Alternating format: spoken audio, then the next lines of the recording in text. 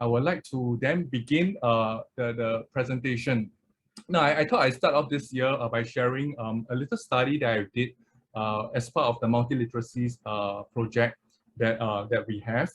And just to get the ball rolling, just to get this conversation started in thinking about the role of images, the role of multimodality in teaching and learning.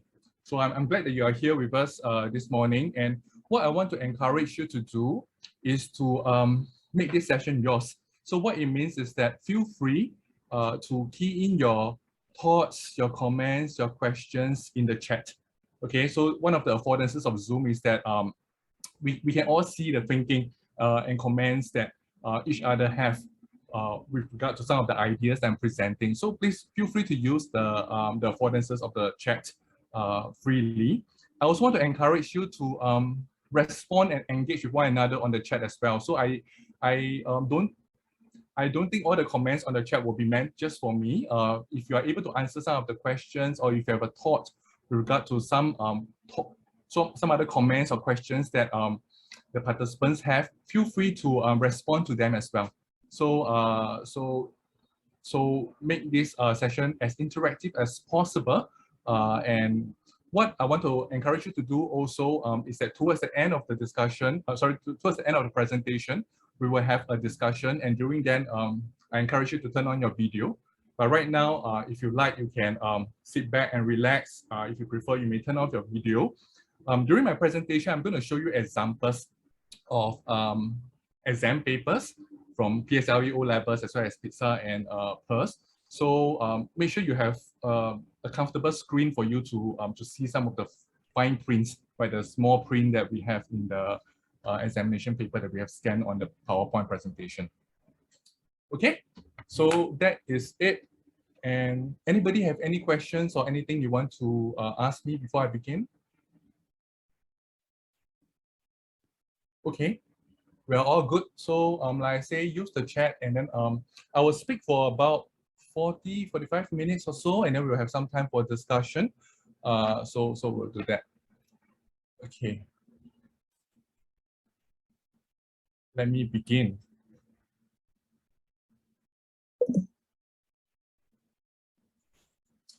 Now, I suppose all of you are here because you are interested in multimodality in education, and the idea of the multimodal turn that Carrie Jewett talked about in 2009 should not be unfamiliar to you. The multimodal turn essentially is the recognition, really, that when we make meaning, we are not just making meaning with language alone, and therefore, when we study meaning making, we need to study not just the modes in isolation, but also how they work together in multimodal communication. So how are they working together in their interplay, how they are integrated together in meaning making. And this recognition in academia has also had a certain effect on education, particularly our curriculum. Now, many of us are familiar with the work of the New London Group. Like I said, we were fortunate to have Bill Cope and Mary Calentis come and speak to us last year. And the seminal work that they did, the manifesto, has actually inspired changes in many education systems, especially in their literacy curriculum. So what it has done really is to provoke policymakers, curriculum developers, and educators to think about what are the literacy demands in the globalized and digital age. What are the meaning-making practices? What are the communicative practices that our young people are engaged in online, out of school? And how can we better support them in becoming literate in the globalized and digital age? So what we have seen is the broadening of formal school curriculum to include meaning-making across different semiotic modes.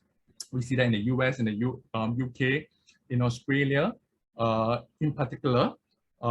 Len Unsworth, who also spoke last year to us, who met some of you, he talked about how one of the requirements in the Australian curriculum is to have students demonstrate awareness and understanding of image-language interplay in multimodal text by exploring and explaining the combinations of language and visual choices that authors use to present information, opinions, and perspectives. So this is the requirement in the Australian curriculum.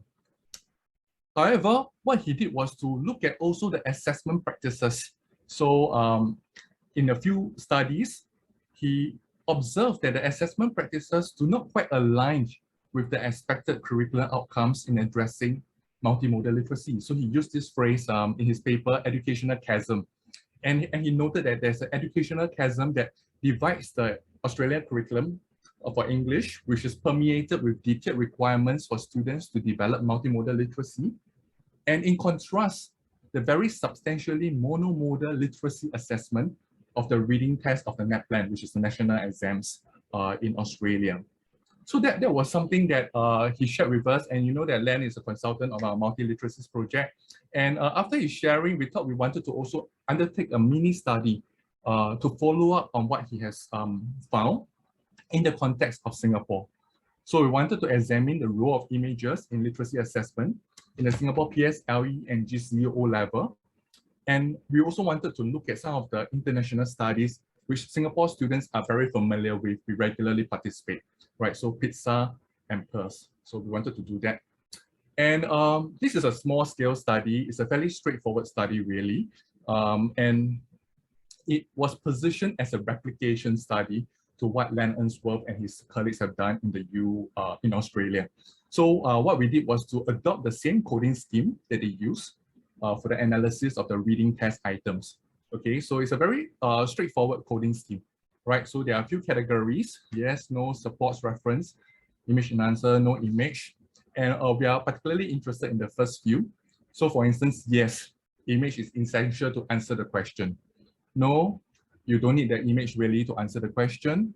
Support, now this is where it becomes a bit tricky, where the image might help to infer the answer, but you don't really need it to answer the question, but it plays a supporting role, a visual prompt of sorts. Or references, where image is required for very minor details. The image content is not needed to answer the question, but the image needs to be referred to in order to find a detail to answer the question. And then the other two will be quite straightforward. There's image and answer, no image. So we focus on using the coding scheme that he has developed, and then we apply that to our data set. This is what we have done. We had two independent raters code all data sets that we had. I'm going to share with you what were the data sets later on.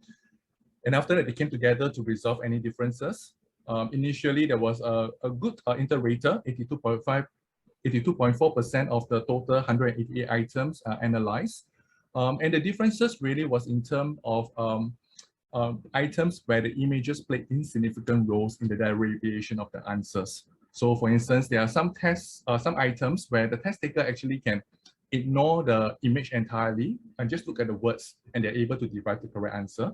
And so the first rater tended to code this as no, and then the second rater coded this as support.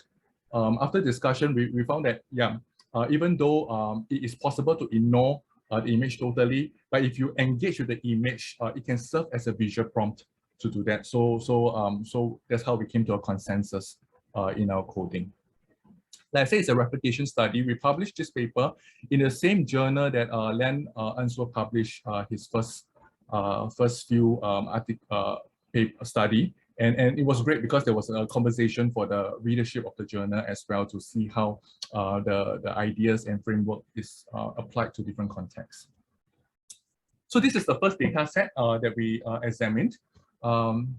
3 full sets of PSLE English Visual Text Comprehension, 7 full sets of GCE O-level English Visual Text Comprehension. Why this data set? It was really for ease of access. We bought these papers from Popular, right? They were published. They are freely accessible for the public. And these were the actual papers, right? Not so much the 10-year series, but something like that, the past year exams paper. So PSLE, there were only 3 years available, so we used what we had, and that was that. Okay. Now, if you think about Singapore, we have talked about Australia earlier on, but Singapore, in fact, is very forward-looking in terms of integrating multiliteracies into the language curriculum. So very early, actually, we have already expanded the notion of literacy beyond language learning. So if you think about the New London group who published the manifesto in 1996, now in the curriculum review in 2001, now almost like 2 decades ago, the English language syllabus introduce viewing into the part of, as an aspect of language learning, as an aspect of literacy learning. So viewing is not new, it's not strange, should not be strange to our teachers because it has been in the syllabus for more than 20 years now. Representing, so viewing and representing together were introduced in the 2010 syllabus together as areas of language learning. And of course, many of you, some of you rather, are from the Ministry of Education, and you'll be very familiar that in the 2020 syllabus, the current syllabus, there's an introduction of multiliteracies as one of the pedagogical emphasis, together with inquiry through dialogue, as well as metacognition.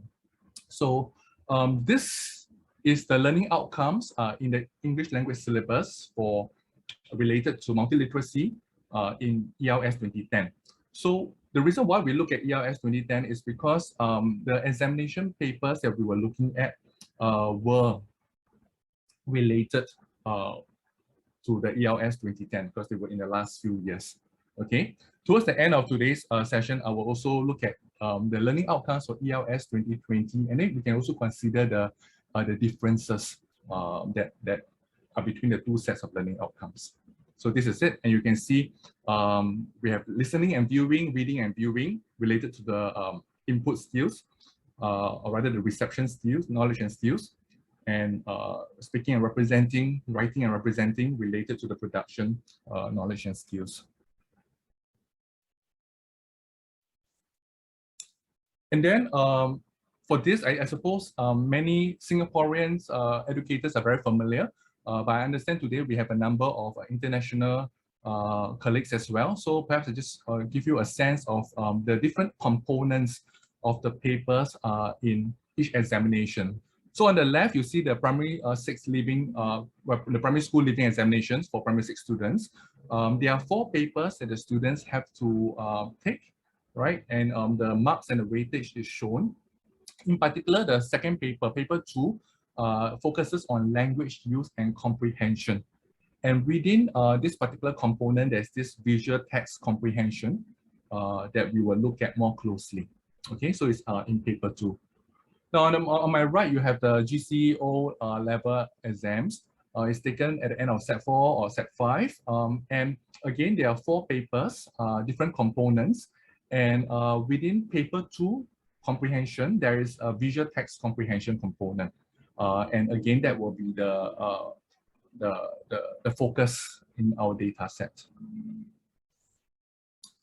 So this is PSLE, primary paper 2, and there are different components in the in paper 2 itself. And you'll find that visual text component is in the first booklet, is answered by MCQ. There are typically 8 items, okay, and this is the weightage you can see. Okay, so this is how we look situate the data set that we have. And then for the O level paper 2, you'll find that this is visual text component is in section A, and the weightage, the marks and the weightage is also shown here. Okay. So what I will do in the next few slides is to give you an example of how the visual text comprehension look like. I will start from the PSLE first, and then after that we will look at the O levels. Are you guys doing okay? I hope you are. There are affordances to Zoom, like having chat enabled, but the limitation is that I can't really see your expression, right? So I don't really know whether you are following me or you are ignoring me, but nonetheless, here is it, okay? So if you're at your computer, please look closely, okay? So especially for international colleagues who may not be familiar with the PSLE visual text comprehension, some of the Singaporeans here, your parents, so I'm sure you're very familiar with this, okay? So this is the visual text comprehension from 2019. And these are the questions. Right, so what we have done is then we used the coding scheme from Unsworth, and then we coded the different questions. So you can see that there are 2 questions that we identified as supporting, right? So the image supports the derivation of the answer. So you can see the first question 2, at which part of the dragon clean can wood be fed? Okay, so they have to look at the dragon clean and they have to think about how answer the question. Okay, and question 8 was also coded likewise. This is a 2018 paper. Again, this is how it looks like. Okay, using Unsworth coding scheme, he considered tables as text rather than images. So that's a separate discussion if you like. And again, when we coded, we found that there was one question that could be seen as the image supporting the derivation of the answer. Okay, which is a very generic question, the main aim. So of course, most students will typically just go to the words itself, but looking at the image, you can have a sense of you know, the magnifying glass, the bottled aquarium plants. Okay, this is 2017. And again, we found 2 questions that supports. But what was also noteworthy was the fact that we found that there were no image essential question in the items. All right, so very simple coding that we have done, and we found that, okay, number of questions, there were a number of items that support where the image plays a supporting role. It helps to derive the answer. Okay, so that is PSLE. Now I'm going to bring you through the O levels. Okay. Now, given that you have already looked at how I tried to, you know, show you how we coded, let's have a quiz now. Okay. So I want you to look at this O-level visual text 2019. Okay. I want you to look in particular to question 2. Okay.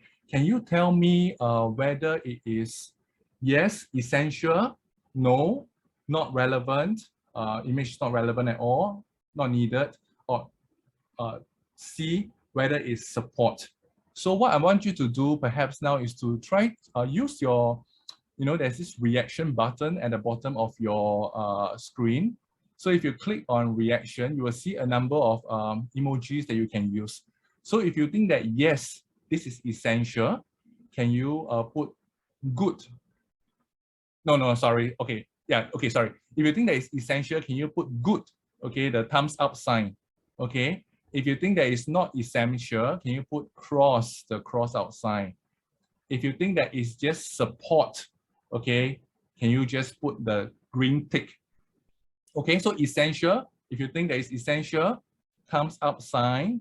If you think that it's not relevant, no need, okay, the cross sign, the no sign. And if you think it supports, can you put the yes sign? Can you do that? Can I see? And I'm going to look at you. Yes. Okay. Some of you are doing that. Most of you are ignoring me. Please don't ignore me. How can I say that it is not, for example, relevant in my I think. Sorry. Say again. Okay. I cannot press the button. I don't see the button, but I think the picture here is not relevant to the purple text. Okay. Okay. So you can see whether below your Zoom screen there is this little button that you can press. Okay, the reactions button. Oh, reaction. Okay. So. Okay, under reactions. Okay, good. Thank you very much for your response. Okay. That's a no. Well, yeah. The way we have coded is that we saw it as essential to deriving the answer because there's a clear directive to look at the photographs of the people, and then from the photographs of the people, you have to then identify the 2 benefits of membership. Okay, so you have to look at the photographs and then you have to answer the question. So this was an example of essential. And then question 4 was an example of support because again, while the instruction is to look at a sentence, but the images helps you to give a sense, an understanding of the message. Okay. So should we try again? Okay, let's try again for the second quiz, 2018. So last year was 2019. Can you look very closely at the one for 2018? Look at question 2. Do you think it is essential? If it's essential, put a thumbs up sign. If it is no, then put a red cross sign. And then if it's yes, you put the tick sign. Sorry, if it's supporting. Okay, but if it's essential, thumbs up sign. So can you look at it and tell me what you think? Okay, excellent. Thank you. It's great to see reactions. Now I know that you're with me. Wonderful. Thank you very much. Okay, so yes, you're right. Excellent, all of you. Okay, so we have a good inter-rater reliability. This particular item again, the image we coded as essential to deriving the answer. Okay, and then for the third one, but I think all of you are very intelligent. After a while, you get the trend. So I wanted to have this as a quiz, but I'm sure you know the answer. So what is the answer? Yes. Okay. So it is essential. So that was 2017, and you can see a very nice pattern emerging, isn't it? Okay. 2016, 2015. Okay. 2014, 2013. And this is the breakdown. So what we found is that the GCE O-level, visual text comprehension contain at least 1 out of 5 image essential question for the so at least 20% of the test item, the answers could only be found in the images. You need to engage with the image to get it. Okay. So let's take a step back and then let's think about what we have observed from the analysis or the coding of the PSLE and GCE level visual text comprehension. We found that there were 20.8% of the items in the visual text comprehension with image as essential and support. But actually, for PSLE, it's really more of just support. There were no essential, but there was a category of essential and support, 28.8%. GCO level, if you count the category of essential and support, they are 48.6%. Okay, so what does this mean? It means that if you look at the visual text components, they have a lot more questions that engages with essential, the role of images in the O levels than in the PSLE. Okay, so that is nice, but of course we also know that the visual text comprehension component contributes very little to the total weightage of the both PSLE and GCO level examination at 4% and 3.5% of the total marks respectively. Okay, so these are some thoughts that we have after we look at the findings, and then after we will discuss it later on towards the end of the presentation. But what I want you to do now is to journey with me to also look at the international assessments. Okay, so I'm going to take you through the second data set, and then after that we will come back to think about the Singapore assessment, PSLE and O levels. Okay, so what you have done just now was to also have a sense of how the PSLE and O level visual text component look like, and let's see what we have here with PISA and PIRLS. So this may be very familiar to some of you. Others may not be so familiar with it. I'll just give you a brief history, okay, some background of PISA. Okay, it's the program for international student assessment. It focuses on the study of reading, mathematics, and science achievement. It's been around since the 1950s, and more recently they have innovated to explore different competencies. Right, so global problem solving was first introduced, and then global competence was introduced in 2018. Now this was very encouraging for Singapore because the Singapore students actually taught in the measurement for global competence. And I hear that the upcoming PISA, it was in the news report that they are going to assess creative thinking as well. So the upcoming PISA in 2022. Okay, so PISA is organized, is conducted by OECD, and is conducted every 3 years. And the age group are secondary school students, 15, 16, and they have 79 countries participating. The students sit for a 2-hour computer-based test, and the latest result we had was Singapore is second in 2018, so that's nice. Then PIRLS, Progress in International Reading Literacy Study. Okay, it focuses just on reading comprehension in achievement since 2001. It's conducted every 5 years by the International Association for Evaluation of Educational Achievement, IEA. And they work with younger students, so 9 and 10, grade 4s, across 63 countries. And it's also interesting that they have different modes. Okay, so recently, in the last few years, they introduced e-PIRLS, so e-assessment. So the countries can actually choose to have their students take e-PIRLS, or they can choose their students to take the more traditional and familiar way of paper only, or they can choose a blend of both. Okay, so there's option given to the participating countries. And well, Singapore also emerged second in 2016, right? That was the last assessment that they had, because it happens every 5 years. So what we wanted to do was to look at the items for 2018 and 2016. But of course, we didn't have access to the items, so we look at the sample items they provided. Okay, we analyzed the sample PISA and PIRLS reading items from the most recent iteration. Now, Unsworth et al. Also did similar. What they did was to look at the PIRLS reading test, and they look at, interestingly, TIMSS and PISA science tests, right? So they look at the science items and examine the role of images in the science item, which was a very interesting study that you could read. So what we wanted to do was to compare. We focus on PISA and PIRLS reading items. So this is our data set, 4 sets of 2018 PISA, released few trials, okay? 2 sets of 2016 sample PIRLS, 2 sets of 2016 sample PIRLS literacy passages, 2 sets of 2016 sample e-PIRLS text and questions, okay? So the actual PISA and PIRLS, as I mentioned, not publicly accessible for us, but the samples were available for public download, and the samples were intended to be a guide into the actual assessment. So it gives us an indication, right? We are not saying that this is a representative study, but what we wanted to do was to have a sense of how, what was the role of images in this assessment. Okay, so let's look at PISA first. Okay, so we look at PISA. You may say that, oh, but isn't this just about reading? Well, PISA has been iteratively improving, or rather expanding their reading framework, right? And they have included reading literacy requirement in the 21st century, right? Sorry, I'm just going to get, G, can you help me if there are, if there's a need to mute, just help me mute for, yeah, thank you.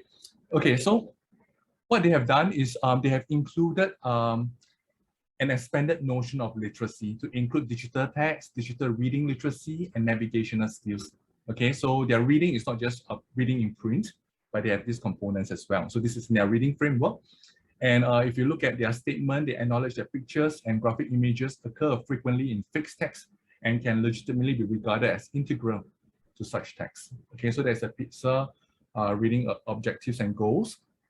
And their PISA items are presented, very interestingly, in the forms of web pages, okay, with combinations of MCQ and open-ended question. And later on, you will see, okay, the web pages, they present the PISA items. And what we observed very quickly, even before doing the coding, was that the PISA texts were mostly language-based, very few and mostly decorative images as well. So you can see, okay? So this is an example of the sample PISA reading item. Sorry, you may not be able to read every single word there, but this is just to give you a sense, okay, of how it looks like. It simulates a web page, okay? It contains very few images, and sometimes there are no images at all if you don't count table as images, right? So sometimes you see very small images, and for instance, you can see the chicken on top next to the banner, chicken health, okay? And we will say that these are really serving very decorative purposes. Okay, so this is a sample PISA reading item. The image of the glass of milk being crossed out, we argue, okay, we coded it as supporting the test taker in understanding the author's purpose. So for that particular item, we say that this is not, no, it's not decorative, it's an example of a support. Okay, so other sample PISA reading items. So we did the same coding, and we found that there was two examples or two items in which the image was necessary. well, not necessary, but was helpful in supporting the derivation of the answer. Okay. Okay, then now let's move to the analysis of PISA reading items. So what we noted was that, okay, as I mentioned just now, no image essential questions amongst all 28 items. Two items where there were derivation of answers, and there were 6 items where images were not present at all. Okay, so that was what we have noted. And interestingly, this differs from what Unsworth found with the 2015 PISA science items. Okay, so science items, there were a lot more items that contained image and a lot more image essential questions actually, right? So 53% were image essential, while 23.5 were image support question. So it was more exciting when it comes to science literacy, if you like. Okay, PISA reading test remains very much a language-based reading test. Okay, so that was PISA. Are you guys still okay? I'm going to move to PIRLS now. I know it's very tiring because we have gone through 3 data sets. So bear with me, and then we will try to land with some discussion points. Okay. So here we go. PIRLS. Okay. Let's think about their reading assessment objectives and goals as well. Well, test takers may evaluate the mode used to impart information, both visual and textual features, and explain their function. So there's an inclusion of the visual features. PIRLS require test takers to interpret and critique visual and textual modes of meaning making, including the role of images and how this interact with language. Okay, so again, while PIRLS, well, the title relates to reading, they have also adopted an expanded notion of literacy and of reading to not just print reading, but also multimodal literacy as well, multimodal meaning making. So if you look at the 2016 PIRLS and e-PIRLS, PIRLS literacy sample items, they are a mix of narrative, fictional, and informational text. e-PIRLS, okay, as I mentioned, it's fairly new. It was introduced in 2016 in the last assessment. It was the first time. It's a computer-based assessment focusing on the information reading purpose and designed to assess well, 4th grade students' ability to use the internet in a school context. Okay, and again, like PISA, they also say that they want to design it and present it in a form closely resembling actual informational web page, because this is perhaps the kind of text that our young people engage with, right, out of school. And indeed, when we observe the e-PIRLS design and the text environment is multimodally richer, has more images used in the test items. So let's take a look, okay? This is PIRLS, not e-PIRLS yet, okay? So this is the PIRLS reading items. And then we analyze and we say, okay, question 1 and 2, well, you don't really need the image to answer the question, but it supports, okay, it helps in the derivation of the answer. Okay. And here we say that, well, 4 to 6, all these questions, well, really essentially it's just about the ideas in the words, okay. Question 12 here, interestingly, we say that this is an example of an item where the image is essential to answering the question. Well, because there's a clear instruction in question 12. Look at the 2 pictures of the iguanodon. What do they help you to understand? So you have to examine and then think about, okay, what does this images show of the animal, right? So it's essential. So PIRLS literacy reading item, here, in the case of question 1 and 2, the image did not need, it was not necessary at all to answer the question. Question 3, we argue that, okay, it's possible that the image can support the test takers in deriving the answer.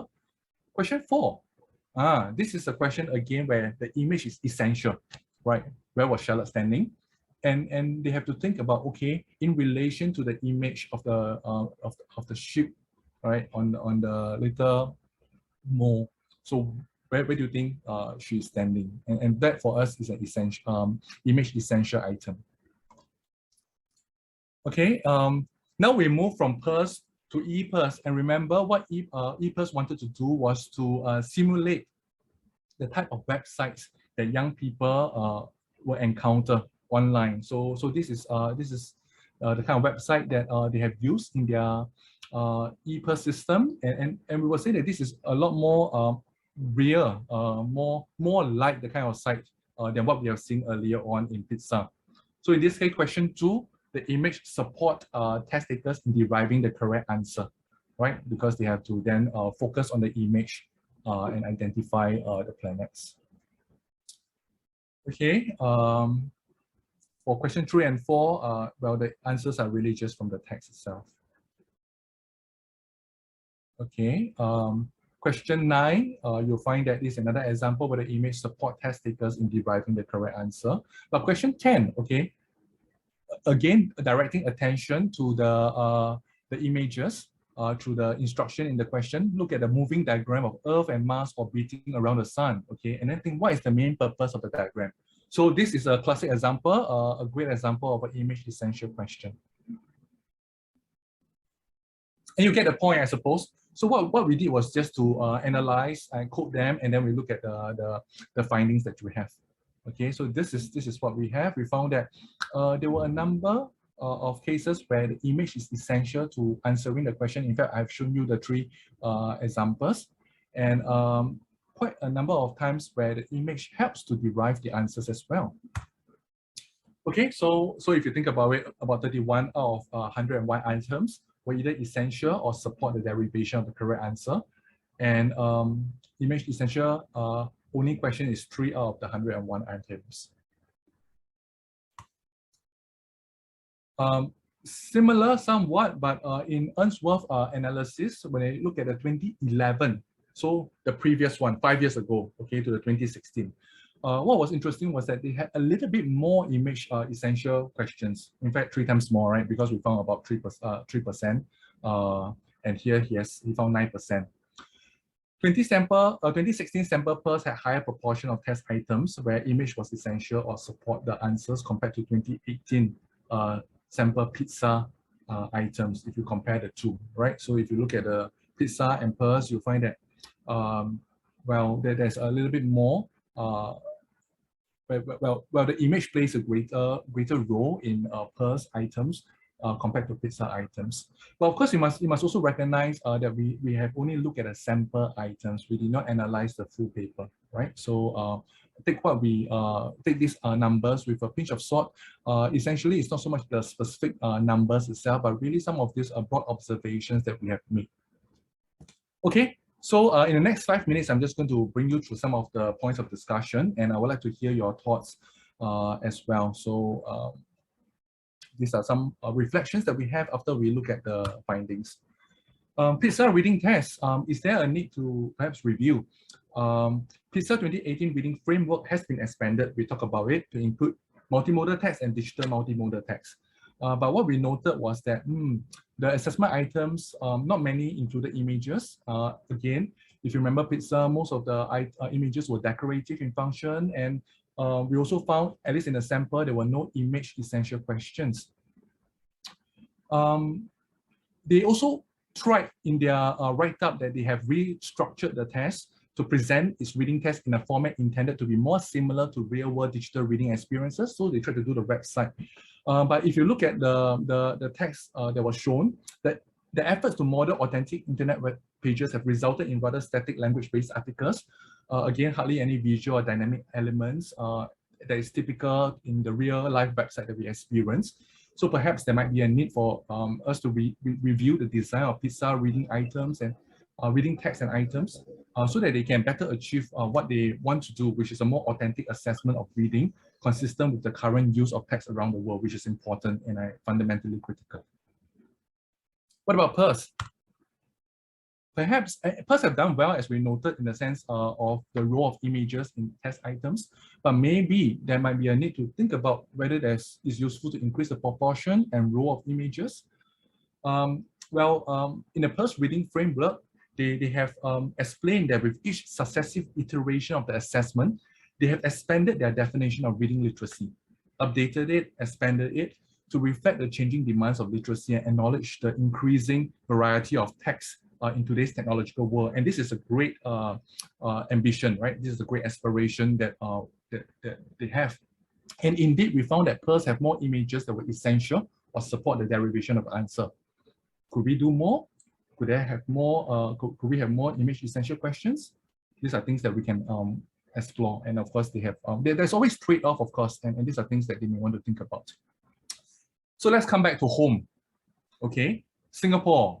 Now, this was like 20 minutes ago, right? I hope you still remember the PSLE and the O levels. Well, is there a need for us to better assess viewing? With the PSLE, in the case of the 2017 and 2018 exams, especially, we found that, well, there was it was mainly language-based in the visual text comprehension component.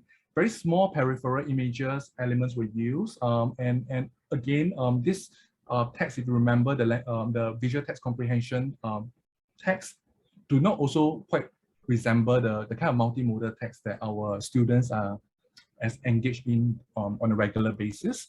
And because of this disconnect or disjunct, it can reduce the sense of content validity and authenticity of the PSLE multimodal or visual text comprehension for younger students as compared to the GCE O level for older students, right? So of course, GCE O level, you have a lot more.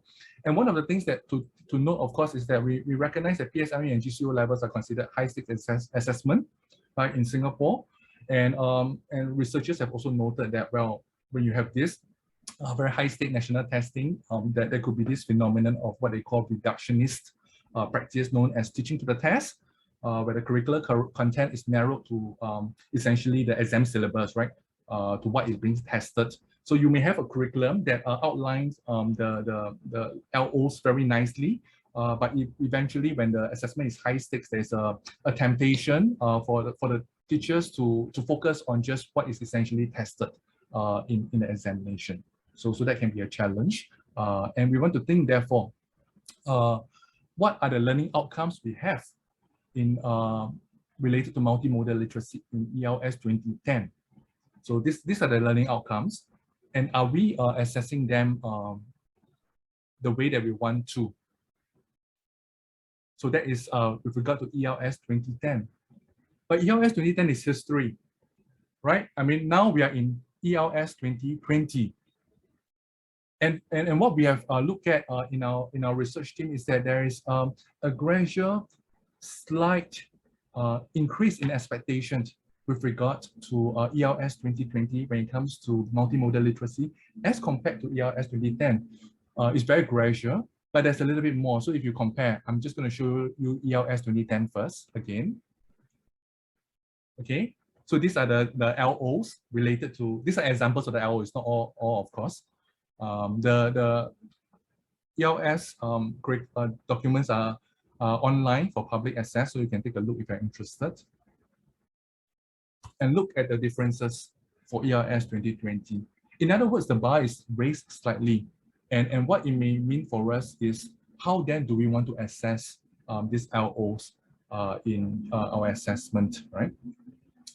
The implications for curriculum assessment alignment, we know that the overall assessment weightage for one is less than 4%, and this may bring about a weak signaling to teachers and students, right? And it could also undermine the kind of curricular goals when we want to broaden the syllabus to include multimodal literacy.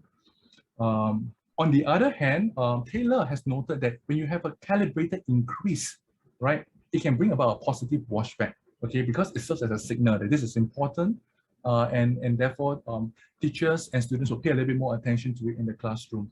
And I like the work of Phil Towndra, where he talks about how the assessment items should have students provide opportunities to demonstrate their semiotic awareness when answering them. So when we talk about multimodal literacy in the context of Singapore, we have essentialized it to viewing and representing, okay? Then the questions that we ask ourselves could be, how can then we better assess viewing beyond the proportion? If you look at the row of images, if you look at the framework that I used to quote, they are very simple actually. But image can do more than just being essential. How is it being essential? What is the role that it's played? Does it elaborate? Does it extend the text? Does it anchor the text? So there are different image-text relations in which research has identified, and we have not even started using them as a coding scheme. So there's a lot more way in terms of unpacking how is the image essential in answering in the item to help the students in answering the question. But there are also big questions like, okay, we have been assessing almost all areas of language learning in the Singapore syllabus. We have assessed reading, writing, speaking, listening, and viewing, of course. Should we also assess representing? Well, some of you may say, yes, of course, but it's not necessarily a straightforward answer as well, because is there a risk when you start to assess representing that there will be, that it will dampen creativity? They will lead to a bit more of the formulaic kind of representations that we because it becomes high stakes, and then it may be taught. Whereas representing involve knowledge and skills, but also a demonstration of the students' creativity. And of course, a common question that we get is how can we assess representing? How can we assess viewing as well? And we want to discuss that a little bit more later on if you're interested.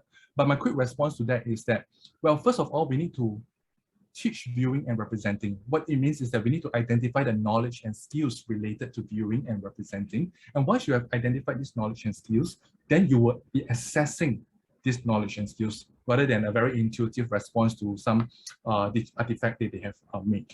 Okay, so this is my preliminary thought, and I would like to hear your views as it as well. Now, last point, okay, what about the medium? You have seen e-PIRLS, right? And we know that in Singapore, the PSLE and O-levels are pen and paper. And of course, with pen and paper, it's challenging to reflect the richness and complexity of the kind of multimodal digital environment that our students are involved in, right? So do we want to change assessment into the digital environment? Again, it's not a straightforward answer, isn't it? I mean, there are trade-offs, right? Does the difference make a does the difference in medium make a difference in the way the students demonstrate their understanding? So for instance, if a child performs, is tested in pen and paper, and the child has to do the same test via a digital medium, is there a difference in the way the child can demonstrate their understanding? What about equitable access to technology? Perhaps in Singapore, it's no longer so much of an issue, is it? What about digital literacies? I mean, we are not talking about just a simple change in medium. We're also talking about helping students to be able to navigate the digital environment, and their digital literacies involved in that as well. So these are some closing thoughts that I want to leave you with, and I hope to start the conversation with that. And it's important for me to also acknowledge the team that has been behind this project. Research assistant Jia Ming, who has been instrumental in working with me on this paper, Dr. Nguyen T2 Ha, as well as Dr. Lydia Tancha, who is part of the research team, and the funder, ERFP. And of course, if you're interested in the work, the paper is published, and you can find it. If not, you can reach out to me to have a copy of the paper. Okay,